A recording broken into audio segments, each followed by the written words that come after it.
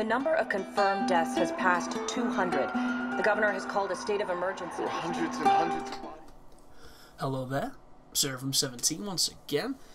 This is The Last of Us Survivor Difficulty video walkthrough. This is Chapter 2, The Outskirts, and we're on the final section, the Capitol Building. And I don't know why, but I'm having a lot of technical issues on the commentary for this guide, which is really strange, because I haven't had mic problems, technical commentating problems for years now, which is obviously a good thing, as my mic nearly falls off my chest, or my headset should I say, because it's really warm in this room, so I am wearing, I don't know, I think jeans allow the connector thing to sit in your lap a lot better than any other clothing, and I'm wearing shorts and it's just having none of it, which is a completely pointless observation that I've just made, but it's in here because I've already talked over this section of the game and it was fucking great again, because I do one take. I don't write this shit out, I don't practice this shit, I just do it, and it fucks me off when I have to do it again. Like, you can't capture the same magic as spontaneity and just boom, first time. You can't, which is why a lot of people who plan their stuff, it sounds fake, and it just really irks me. It irks me a lot, and thus I start talking about jeans and shorts and the capacity to rest a headphoned audio mixing like mid-cable fucking stupid thing on a Triton. But what I said on the first run-through was this sequence here. If this was an Uncharted game, you would have scuba divers popping out of the water firing harpoons at you. You'd have cranes and helicopters and explosions and everything happening. But The Last of Us is so confident in its ability to convey its pacing, its atmosphere and its tone that it's willing to let a zone like this not be used for anything other than exposition and exploration. And I think that is bold, I think it's brave, and I think it's a level designer's worst nightmare when they put all their heart and soul into something and it doesn't get the justice they feel it deserves. But The Last of Us, every single area that you enter could be the highlight area from another game, because it is all that damn good. And I just think it's a testament to this game and the way it moves and the way it conveys itself. As my dog barks downstairs, which you will no doubt hear, I just think it's great, and it's really admirable. And there's a couple of moments where I think they should have committed to it even more, because there are certain moments where I wished that the tension was there, like it was, but there was no enemy encounter.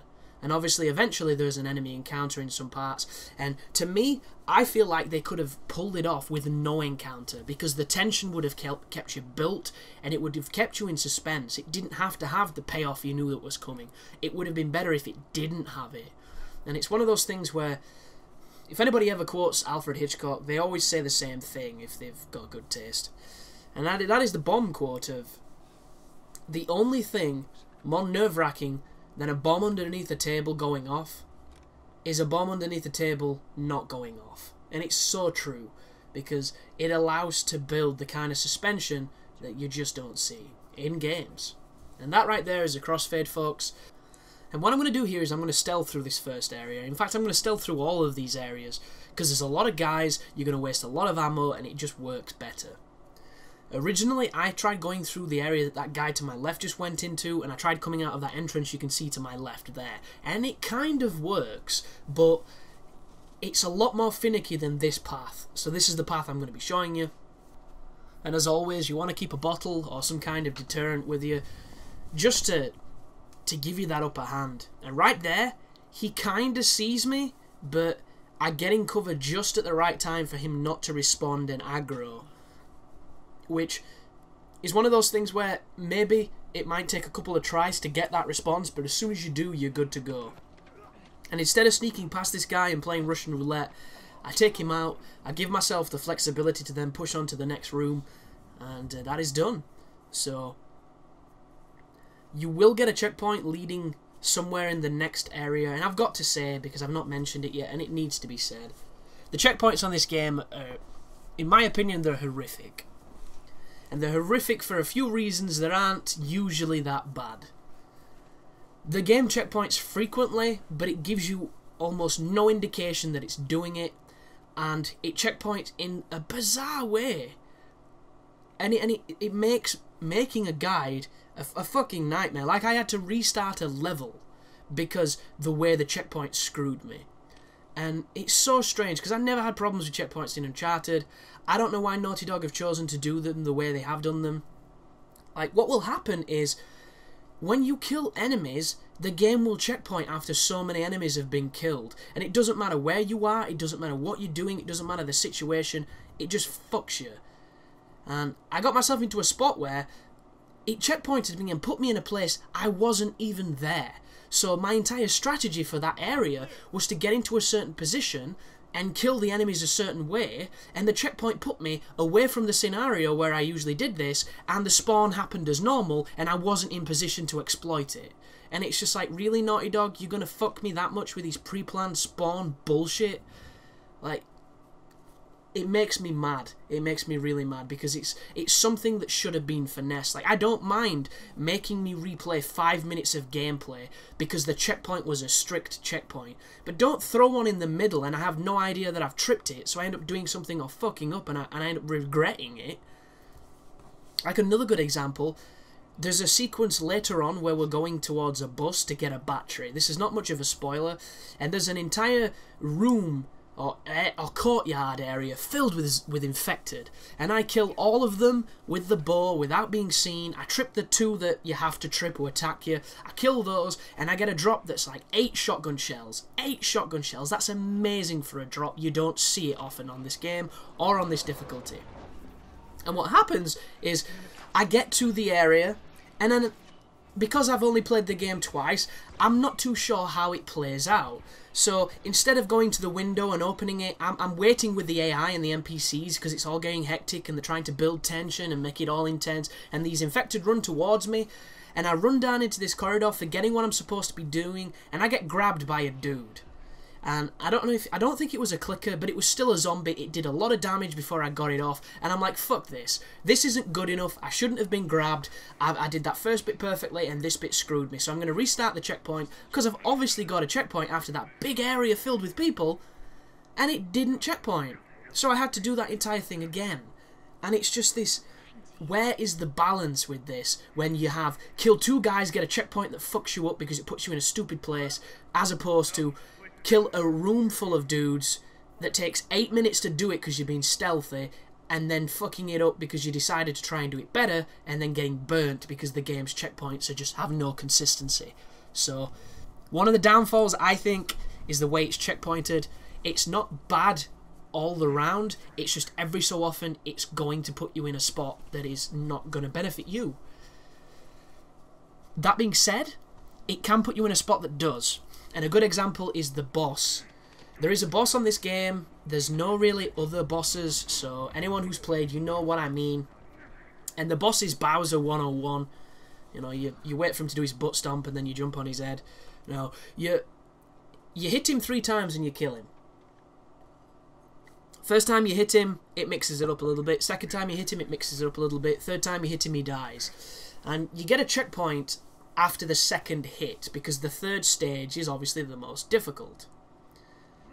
That right there. You know how I mentioned when you're in cover? When they're moving towards you like that, tap triangle. Sometimes you'll grab them and you'll be able to knock them out easily. Other times you'll miss and you'll initiate a firefight or a fist fight or whatever happens.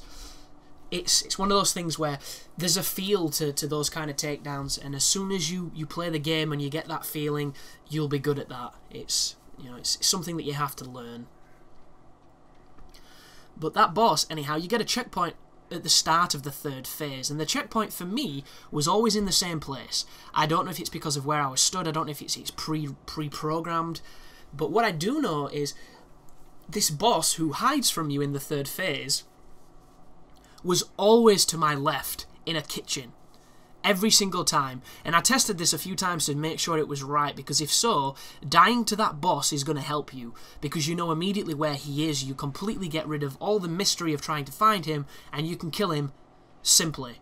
So it's one of those things where the checkpoints can work to your advantage, they can also fuck you. It's game design, it's how it sometimes works. But I've got my torch on here as we enter these maintenance tunnels, or these train tunnels, I'm not too sure what they are. It's very dark, guys, once again, I am sorry. I come down into here thinking I can go underwater and perhaps find some loot, because there's a couple of swimming sections, and I can guarantee you that there's a ton of stuff to salvage in them, but I don't even bother, because when you're timed on swimming on air, I don't have fun at all. I don't like it as a mechanic. Like, why doesn't he put his gas mask on? You know, maybe gas masks aren't airtight enough to do scuba stuff. I'm not too sure. Like, I can't understand it as a mechanic, personally. Like, it looks like he's got it on. It must be filtering. Like, gas masks, obviously, they filter the air around you, so it might be one of those things where you can't breathe from it because it's not connected to a tank.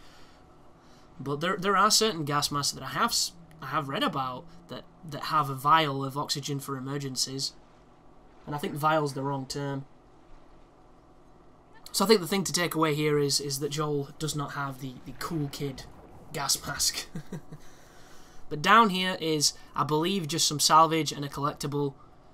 You don't have to do it if you don't want to. What the game wants you to do is it wants you to swim all the way down the tunnel and pick up the pallet so that you can get Ellie and push her over to the other side. This is another mechanic like the planks, like the dumpsters, that you're going to be doing quite a lot in this game, because it's the simple puzzles that break up some of the bigger sections.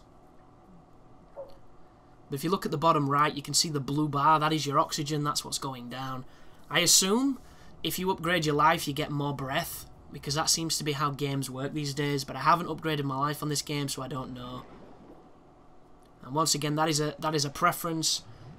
If you want to have more life, feel free to get more life. It is definitely going to help you survive. But for me, I always live by the same rule of, you know, I can always play it again. I can always retry and do it better. And I do think that is a mentality that will help anybody of any skill level become a better player of any game. But if you swim over here, there's the pallet just bobbing in the water. And then you can press triangle, and the controls in the water when you're moving the pallets and stuff are surprisingly good. They look realistic, they never get, you know, clunky or janky, and they work really well. It's one of those things where this could have easily been a pain in the ass, but Naughty Dog, as they are, have made it really intuitive and made it fun. And I was thinking the other day about Naughty Dog, because they've come a long way since the PlayStation, where they were making, you know, very childish looking platformers that did get wickedly difficult, but they were admittedly aimed at a younger audience, because they were like a cartoon, and a lot of people associate cartoons with children, even though, you know, if they ever watched a Rotsuki Doji, they'd probably bust a blood vessel. But Rare, to me, in the way I remember them, I've just said Rare and I haven't given you any context, sorry. Naughty Dog are like Rare to me. And you might be thinking, what the hell? Viva Pinata, Avatar clothing? Like, fuck you, dude. Naughty Dog are so much better. And they are better, because Rare died in my heart. Rare atrophied and turned into something different, and the people that were at Rare when I thought they were geniuses have all left and gone elsewhere. But back on the N64, Rare were in the gold age of great games. Every game they released was a hit. It was amazing, and each one after, like, they just got better and better and better. It was just constant hits, innovations, interesting awesomeness, and it made it a pleasure to play. And they were the developer that whenever their game was coming out, it was an exciting period, because it was always great. And Naughty Dog, to me, are this generation's Rare, because they've come from the platforming that we remember Rare doing, and they've moved into the more mature stuff, which Rare kinda did with Perfect Dark. Don't talk about Perfect Dark Zero, that game doesn't exist. And they're just continuing to build and build and build. And what they do on the next generation of consoles, if The Last of Us is any barometer of quality, is probably going to be one of the greatest games ever made. So thanks for watching, and you take care now.